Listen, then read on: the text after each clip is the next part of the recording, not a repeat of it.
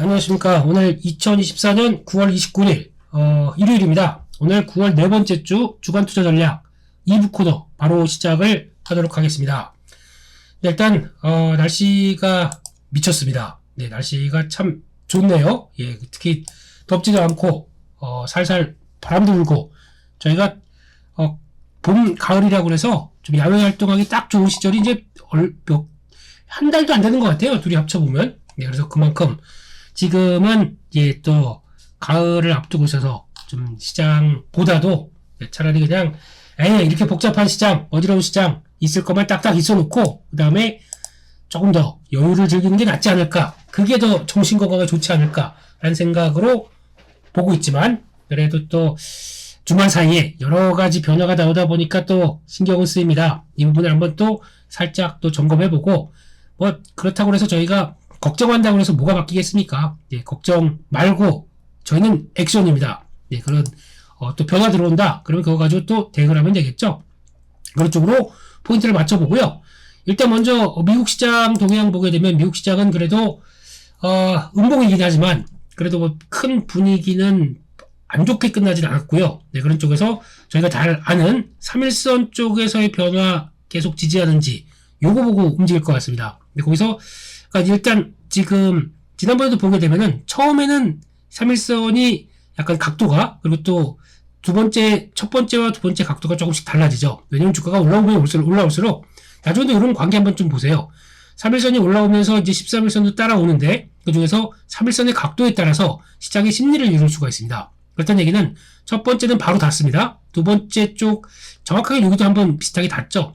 두 번째, 세 번째로 올수록 그러면 3일선이 올라오는 각도가 이렇게 밋밋하게 좀 묵직해집니다. 그러면서 보통 보면은 직전 고점이라든가 뭔가 좀 의미 있는 때까지 바로 이제 들어오기 시작하거든요. 이때도 지금 여기 나오는 지금 갭이 나온 부분들 있죠. 거기까지 안쪽 들어가다 보니까 약간 이제 차익 실현에 대한 부담감들, 주가가 올라오면 올라올수록 사람의 심리가 그런 거 아닙니까? 네, 일단 팔고 싶어하는 심리. 근데 더 간다 아니다 이런 쪽에서 어느 정도 정리를 했는데 거기서 추가로 계속 매수세가 모여서 더 간다에 베팅을 하는지, 아니면 아이고 무거워 라고 하는지, 이런 부분을 체크를 해야 될 것 같고, 게다가 또 3일선이 이탈하게 된다 라고 하게 되면 즉시 시장은 변동성이 커집니다. 이거를 좀 기억을 해주셔야겠죠. 변동성이 커지게 되면 그 밑에서 출렁이면서 또 13일선이나 그런 자리 받고 그 다음에 위로 가든 아래로 가든 뭐 이런 식으로 변화가 나오는 변동성이 커진다는 거, 이거는 지금까지 3일선 아니면 또 종목도 마찬가지잖아요. 엔빌 타고 이렇게 쭉 같이 우상향으로 좀 가다가 그 3일선 이탈해가지고 또 엔빌 타고 가는 모습들이 딱 꺾인다. 그때부터는 주가가 고점을 찍고 다시 내리는 방향으로 가든지, 아니면 또 적정한 지지권에서 맞고 돌아서는지, 이런 어떤 단기 변동성이 커지는 국면들이라는 거, 그거 한번 또 설명을 드려야 될 것 같고요. 네, 지수도 그렇게 보이는데 종목도 당연히 그렇게 가겠죠. 예, 그런 쪽에서 보이는데, 일단 종목 쪽에서 미국에서 나왔던 얘기가 이제 잘 가다가 지금 약간 그 엔비디아가 좀 조정을 받다 보니까 엔비디아 얘기가 나오는 게, 일단 첫 번째로 중국의 H20이라고 하는 거, 이거 일단 주문하지 마라. 중국이 일단 기분 상했다. 이런 쪽으로 나오다 보니까 시장이 좀 반응을 했고, 근데 솔직히 중국에 대해서 H20 가지고 만약에 공식적으로 안 산다고 하더라도 여러 가지 루트로 인해서 들어가는 건 더 많죠. 근데 이걸 가지고 일단은 공식적으로 이런 얘기를 했고, 두 번째, 이거보다 더 중요한 게 이거 같아요. 블랙웰 시리즈. 이거 또 추가적으로 지원 나올 것이다. 아직까지 지금 나온 부분으로 보게 되면 엔비디아는 전혀 걱정하지 마라 라고 했는데 자꾸 노이즈가 나와요. 이런 식으로요. 뭐 어디서 어떤 밝힐 수 없는 어디에서 인용된 부분들 뭐 이러면서 블랙웰 시리즈는 고민들 나오기 시작하다 보니까 일단 주가가 좀 올라갔다는 얘기죠. 거기다가 그런 분위기다 보니까 아무래도 지금 직전 고점 때 지지받고 1차매는 터치 안 했습니다. 네, 그러면서 딱 이렇게 맞춰져 있네요. 네, 또 출렁이 나올 수도 있습니다. 네, 그런 쪽에서 일단 지금 분위기는 요거를 그렇게도 한번 보셔야 되겠죠. 지금 미국은 저희가 엔비디아나 또 여기서 보게 되면은 요 종목들 지금 요 단계 여기까지 한번 볼까요? 시스코 정도까지 보게 되면 요 종목들, 요게 다 AI와 관련된 종목들의 흐름이라고 봐야 되겠죠. 그런 것과 거기에 이어지는 반도체 쪽들, 그 반도체 소부장들. 그래서 만약에 이게 본격적으로 지금 변화가 들어온다라고 하게 되면 지금 보여지고 있는 뭐 어플라이드 모트리얼스나, 그리고 또 램리서치, 뭐 대부분의 ASML 이런 것들 제일 무겁네요. ASML은 지금 그 가이던스를 좀 꺾었고 거기다가 중국 쪽에서 생각보다 절벽 나올 수 있다 이런 얘기를 나오다 보니까 좀 위축되는 모습들인데 KLA까지 일단은 55일선 위쪽에 있는 종목들의 패턴들이 많고 거기다가 다음에 마이크론 테크놀로지도 마찬가지죠. 위쪽으로 가 있다가 거기서 이제 쭉 하고 내려오게 되면 55일선 안쪽에서 지지권 받고 돌아가는 현상들. 그러니까 이걸 다 한눈으로 보기 시작하게 되면 딱 그겁니다. 필라델피아 반도체 지수 그게 가장 중요한 변화라고 봐야 되겠죠. 국내 쪽과도 같이 연결을 시키다 보니까 그래서 나오는데 여기도 나오는데 왜 안 나오나요? 그냥 아예 쳐볼게요. 혹시나 저희 이쪽에서 그 메리츠 쓰시는 분들 위에서 필라델피아 반도체 여기 나오죠.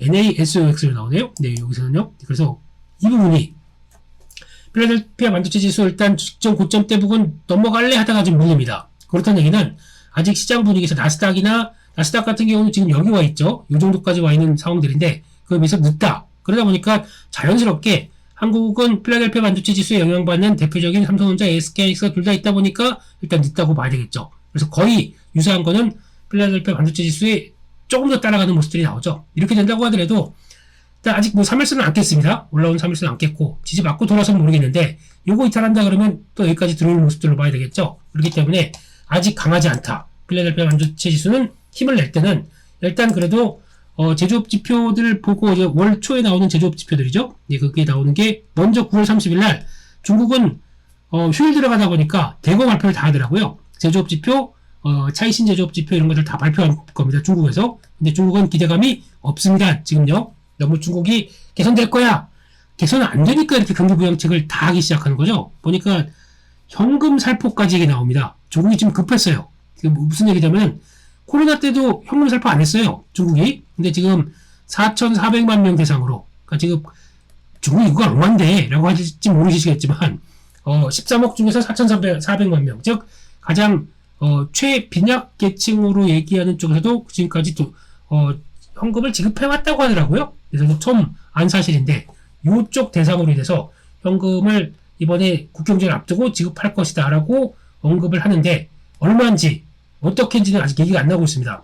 소비 쿠폰 아닐까 싶었는데 직접 현금 얘기가 나오네요. 그러니까 그렇다는 얘기는 그만큼 좀 많이 위축된 경제에 대해서 중국이 지금 신경 쓴다는 첫 단계가 아닐까라는 생각도 드는데 모르겠습니다. 이거는 또 체크를 해야 되겠죠. 그런 쪽에서 일단 월초에 나오는 지표들 쪽에서 이어지는 또 그 제조업, 비제조업, 서비스업 이쪽에 동향들을 또 체크해야 될 것 같고 이쪽이 생각보다 더뎌. 그러면은 다른 시장은 뭐 그냥 경기가 좀 위축된다라고 볼 수 있을 텐데 경기 민감의 대표 주자인 필라델피아 반도체 지수는 더 밀릴 겁니다. 생각보다 좀 주춤할 가능성이 높기 때문에 그렇게 되면 한국 쪽은 좀 영향을 좀 더 받겠죠. 이런 것들 좀 체크를 해야 될 것 같고 거기다가 주 후반으로 가게 되면 또 ADP 나오고 또 졸츠 나오고 이런 거요. 이거 뭐 참 예전에는 그냥 흘려봤었던 쪽들이 이 고용지표가 나오기 시작하면서 막판에 금요일날 고용보고서까지 나올 걸로 보는데 지금 분위기로 보게 되면은 연준의 그 흐름들과 같이 연결시켜본다라고 하게 되면 고용 생각보다 부진할 걸로 생각합니다. 예상 대비해서 별로라는 쪽으로 예상을 하고 있는데 이런 쪽들에 대해서 어느 정도 좀 시장이 방어를 해줄지 여기까지 이런 게 있다 보니까 이번 주 10월달로 들어서는 모습들로 봤었을 때는 또 항상 10월 초는 그랬잖아요. 7월달부터 8월, 8월, 9월 다 월 초는 시장이 막 출렁임이 나왔어요. 그러다 보니까 10월 초도 혹시 그런 거 아니야? 라고 좀 걱정되는 것 중에 하나가 이런 또 고용보고서와 이런 여러 가지 변화들이라고 봐야 되겠죠. 8월 5일날 기억하십니까? 그 무지막지한 또 그런 모습들 8월 5일이 이날이었고요. 이때가 또 9월 초였습니다. 9월 초분에 또 이렇게 내려가고 10월 초에 또 이렇게 내려오는 거 아니냐. 괜히 또 시장 보고 있으면은 일단 특정한 패턴들이 저희 심리를 또 좌우하는 그런 모습들로 나올 텐데 뭐 솔직히 지금 나오는 일본 동향이나 그런 거 보면 걱정은 되지만 너무 걱정 안 하는 걸로 아시죠? 그냥 됐다. 그냥 저희는 대응할 거 있으면 대응하겠다 라는 입장 쪽으로 보시고 그렇다고 또 기다리게 되면은 여기서 갔다가 또 이렇게 돌아와요. 그러니까 너무 일단 지금부터는 걱정하지 말자. 그런 거 가지고 좀 너무 시장에 끌려가지 말자라는 입장 쪽으로 지금은 보고 싶습니다. 그리고 폭이 그때부터도 이제 어떻게 보면은 이런 식으로 나가겠죠? 그렇게 되면 흔들린다. 그러면은 일단 중요한 건 2640일 거고, 이렇게 돌아오는 이런 자리들, 추세 안쪽 쪽으로는 그렇게 크게 안 흔들린, 만약에 9월, 10월 초에도 지난 8월 달에도 그랬고, 9월 달에도 그랬고, 그런 거 똑같이 나온다고 하더라도, 예, 이거는 버틸 것이고, 거기다가 있는 자금, 추가로 있는 건 쓸 생각으로 보고 있습니다. 그런 쪽으로 일단 크게는 잡아가야 될 것 같고요. 그런 쪽에서 일단 지금 미국 시장의 동향들도 약간 좀 고점에서 무거워지고 있다. 이런 변화인데, 그런 것들을 이용을 할지, 아니면 거기 또 말려들을지는 저희 또 추가적인 변화 좀 더 잘 체크를 해야 될 것 같습니다. 하지만 이번에는 지난번처럼 처음에는 이거 나오고는 계속 보수적인 시각 가져가다가 이제 시장 반등 움직임 쪽 확인하고는 일단 저희가 좀 비중을 그래도 10월, 11월, 12월 지금 적어도 11월 5일이 이제 미국의 지금 선거죠. 미국 선거 이후 12월 달까지 흐름들 이제 그래도 기대감이 새로운 정부에 대한 기대감이 나오면서 이어질 변화까지 생각한다. 그러면 지금은 너무 위축될 필요 없다고 생각되고 있고요. 밀리면 다시 보자. 하지만 변동은 만만치 않게 커질 것이다. 이거는 꼭 기억을 하셔야 될 것 같습니다. 그렇기 때문에 밀린다고 하더라도 이 밀리는 게 지금 당장 밀려서 주가가 쫙쫙 빠지는 것보다 그런 변동폭을 안고 움직인다라는 쪽에 포인트를 맞춰야 될 것 같고요. 그렇게 되면 그거를 기회를 살리자. 그래서 자꾸 제가 현금을 다 안 쓰고 한 30%는 놔두는 게 이런 변동성에 대해서 노출될 가능성이 높다 보니까 그렇게 말씀드리는 거고, 이런 시기에 쪽에서 안정적으로 꾸준하게 상승하는 모습들이 한국의 변화가 나온다라고 하게 되면 이런 전략 안 쓰죠. 한 뭐 10%만 갖고 나머지는 주도 섹터들 쪽으로 쫙쫙쫙 한 세 가지로 그냥 몰아갑시다. 이러면서 계속 이것만 분석하고 거기다가 요 주도 섹터에서 나오는 파생되는 종목들 가지고 트레이딩 한다라는 쪽인데, 지금 주도 섹터가 정확히 뭐가 이게 끌고 간다고 안 보여줍니다. 그러다 보니까 더 이런 현상이 나오는 거죠. 그러면 주도 섹터군에 가능한, 그리고 또 추세를 맞춰갈 만한 섹터들 쪽으로만 일단 하나, 둘, 셋 대표적인 섹터의 종목들 중심으로 끌고 간다라는 입장 쪽으로 보시는 게 가장 좋을 것 같아서, 이런 것들이 순환매되면서 움직인다라는 쪽으로 바라보고, 거기다가 그래도 종목들 이제 저희가 어느새 10월 달입니다. 그러면 또 기업 실적 발표 들어오는 쪽이죠. 그럼 실적 괜찮은 쪽인데 주가는 막 흔들렸던 종목들, 이런 것도 체크를 해야 되겠죠. 그런 쪽에 포인트를 맞춘다라고 하게 되면 지금은 너무 지금 밀리는 거 가지고 두려워하지 말자 한쪽으로 다시 한번 포인트를 맞추고 보도록 하겠습니다. 드릴 얘기 다 드렸네요. 네. 그거는 아니고, 그래서 또 일단 그렇게 보게 되면 일단 지금은 뭐 실물이나 고용지표 확인해야 될 시간, 그리고 거기다가 국내 연휴가 있다 보니까 변동성이 확대가 될 것 같고, 그러면 지금 연휴가 이어지면서 나오는 변화 생각하게 되면 또 하루, 그러니까 지금 딱 그렇죠. 9월 30일 날 장 열리고, 10월 1일 날 안 열리고, 2일 날 열리고, 3일 날 안 열리고, 4일 날 열리고, 이게 뭡니까? 그러면 이틀짜리 하루에, 또 이틀짜리 하루에 연결되고, 또 5, 6, 또 주말이죠. 이런 식으로 갔을 때, 둘, 넷, 다섯 맞죠? 이렇게 되게 되면, 요 변동성이, 휴일 있을 때마다 변동성이 커질 수밖에 없어요. 그러면 또 7, 8, 9 가게 되면 9일날 휴일이죠. 그러면 또 8일날, 9일날 연결된 거 또 10일로 연결되고, 이런 식으로 9월 초도 그냥 후다닥 지나갈 것 같습니다. 연휴 아니고 퐁당퐁당 했다가. 그래서 보니까 어떤 분께서는 이번 주에 휴가철을 뭐 쓰고 거기다가 뭐 연차인가 뭐 그래가지고 이때 휴가를 냈네요. 그래서 이번에는 제대로 한번 매매를 좀 해보겠다. 그리고 또 분봉 매매, 그리고 저희 트레이딩 관점 쪽에서 매매를 해보시겠다라고 열의에 찬 또 얘기를 해주신 블로그에서 글 남겨주신 분 계십니다. 네. 화이팅이고요. 네. 이럴 때, 일단 지금 뭐, 제가 분봉 매매라든가 여러 가지 뭐 트레이딩 하는 방법들을 많이 말씀드렸기 때문에 그렇다고 하더라도 절대, 그분도 그렇지만 지금 이제 다시 분봉 매매를 나도 해볼까? 라고 시작하시는 분들 절대 금액 무리해서 하지 마세요. 특히 내가 지금까지 제리 매매 스타일로, 그리고 또 일봉상으로 매매하다 보니까 리스크 관리가 될 것 같고, 이런 자리에서 지지하는데 55일선에 지지하고 밑으로 내려갔을 때 줄였다가 다시 하고 하는 이런 패턴들을 충분히 눈에 익으신 분들, 적어도 한 3개월 이상 같이 따라해보니까 눈에 충분히 익었다라고 생각하시는 분들 쪽으로는 들어오셔도 됩니다. 그러니까 제가 처음에는 요거랑 어떤 일봉으로 매매하는 거와 이걸 같이 말씀드렸더니 많이 헛갈려 하시더라고요. 그래서 순서를 정해드린다. 그러면 요게 먼저입니다. 요게 눈에 잘 들어오고 패턴들이 좀 길지만 이렇게 진행되는 과정들을 보고 거기다 뭐 수급도 좀 보시고 기업 내용들도 보시고 하다 보니까 그렇게 진행이 되는 거고, 그러다 보니까 이걸 가지고 분봉 매매를 한다. 그러면 조금 더 힘이 나실 수 있습니다. 매매의 흐름 보면. 특히 이런 얘기는 안 들으려고 그랬었는데 저희가 그거 한번 볼까요? 이제 뉴프렉스, 이것도 거의 지금 저희 패턴과 아주 잘 맞췄던 대표적인 종목이죠. 주가가 저점에서 올라옵니다. 그 주가가 딱 올라오게 되면 시장에서 관심이 많고요. 그러면은 어떤 변화가 나오는지 보시게 되면은 쭉 올라갔을 때는 아유 저거 쫓아갈까 말까 에이 몰라 안 해. 그런데 크로스 나와서 그냥 잠깐 대가셨던 분도 있을 거고, 핵심은 여기죠. 11시 반 이쯤 들어가니까 들어옵니다. 잘 들어옵니다. 그래서 들어왔다가 요 앞에서 직전 고점에서 정리하고 거기다가 또 들어옵니다. 들어오고 직전 고점에서 정리하고, 이런 과정들 그냥 얼마 한 6,500원대 샀던 거 직전 고점에서 뭐 6,700원대, 그러니까 뭐 얼마 안 될 수도 있어요. 처음 금액이. 근데 이런 걸 성공했다고 하는 나에 대한 자신감들, 그리고 그 다음에 두 번째 들어갔더니 또 들어옵니다. 또 들어오고 6,500원대 들어갔더니 또 6,700원대 후반대, 그러면은 약간 한 200원씩 벌써 한 두 번 곱했다. 그러니까 오늘 한 번 매매와 두 번 매매가 끝나서 나머지 올라가는 건 원래는 이럴 때도 들어가 봐야 돼요. 들어가 보는데 그것도 못했다 라고 하게 되면 1번, 2번을 통해서 주당 한 400원을 수익이 났다. 6,500원짜리가 400원 수익이 났다. 합쳐서니까요. 네. 그러면 자신감이 어떻게 될까요? 한 6% 정도는 넘어가겠죠? 그렇게 되면 오늘 하루 3%, 3%씩 두 번. 괜찮은데? 이런 생각이 드실 거고, 거기다가 또 시장에서 관심 많고, 보세요. 제가 무슨 얘기를 드렸냐면, 거래 터지는 거, 시장에서 관심 많은 거, 그날 보게 되면 등단율 상위 종목들. 근데 나 이거 예전에 뉴프렉스 했는데, 요새 이렇게 많이 빠졌네? 이거 한번 또 들어오지 않을까? 물론 2차인별 위상입니다. 이상이라고 하더라도, 제가 일봉이 아니라 분봉매매 볼 때는 이런 거 일단 조금 무시하고, 그래도 가다가 가는 이런 자리들, 대응해 보시면 충분히 승률이 높다는 거를 많이 알려드렸지 않습니까? 그거 한다고 하더라도 이렇게 나올 수 있다 라고 생각하시게 되면 뉴프렉스로 매매하셨던 분이 지금 벌써 두 분 계세요. 네, 저희